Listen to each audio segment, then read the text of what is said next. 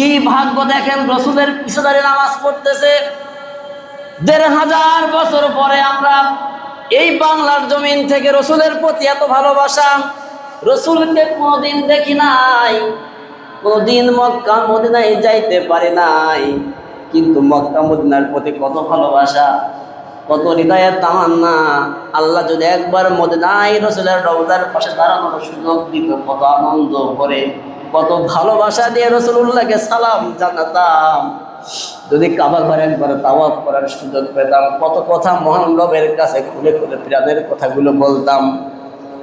এ সুযোগ আমাদের হয় নাই। তারপরে ১৫০০ বছর পরে এই বাংলার জমিন থেকে রসুলের প্রতি এত ভালোবাসা আমরা উজাড় করে দিয়েছি।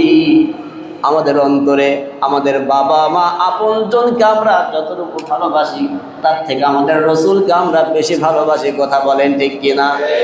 কোনোদিন রসুলকে দেখি নাই, তার রওজার পাশে দাঁড়াতেও পারি নাই, তারপরেও এত ভালোবাসা দিয়েছে রসুলকে।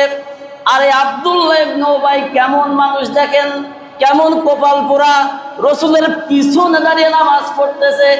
১-২ ওয়াক্ত না, শত রাকাত ওয়াক্ত নামাজ পড়েছে, কিন্তু রসুলুল্লাহকে না মানার কারণে, ইসলামকে তার জীবনের আদর্শ ধর্ম গ্রহণ না করার কারণে আমার আল্লাহ পাক রব্বুল আলামিন তাকে মুনাফিকের সর্দার বানিয়ে দিয়েছে। এরপরে এই আব্দুল্লাহ ইবনে উবাই যেই দিন মারা গেল, এই আব্দুল্লাহ ইবনে উবাইয়ের ছেলে রাসূলুল্লাহর কাছে এসে বলতেছে, ওগো নবীজি, আপনার গায়ের একটা জুব্বা মুবারক দেন, আমার বাবাকে পরায়ে কাফনের কাপড় বানিয়ে দাফন করব আমি। নবীজি রাজি হয়ে গেলেন। এরপরে জানাজা নামাজ পড়ানোর জন্য নবীজি প্রস্তুতি নিলেন।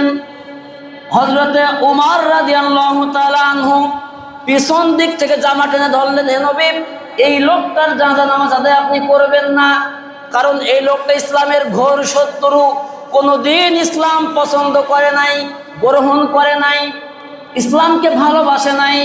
ওগো নবীজি, আপনি তার জানাজা নামাজ পড়বেন না। আল্লাহর নবী বলতেছে, আল্লাহ পাক তো এখনো আমাকে নির্দেশ দেয় নাই, এখনো নিষেধ করে নাই জানাজা পড়া যাবে না। রাসূলুল্লাহ নামাজ আদায়ের করার জন্য প্রস্তুতি নিলেন। আল্লাহ পাক রব্বুল আলামিন সঙ্গে সঙ্গে আয়াতে কারিমা নাজিল করে জানিয়ে দিলেন, ওয়ালা তুসাল্লি আলা আহাদিন মিনহুম মাতা আবাদাও ওয়ালা তাকুম আলা কবরিহি।